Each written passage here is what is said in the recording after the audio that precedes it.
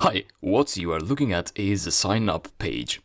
Here on this side is the program we have built so far, and this is how this program should look like after this video. So let's go ahead and add some padding and some spacing to our sign up page. This is a code. So we're talking about the sign up screen. I think a padding of 2020 and a spacing of 2020 again should be fine. So let me execute, sign up.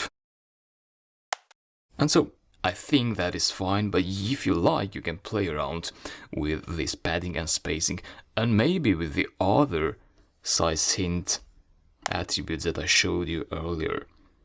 So to give size hints to the grid layout, to this one, and then other size hints to the text input boxes, it's up to you.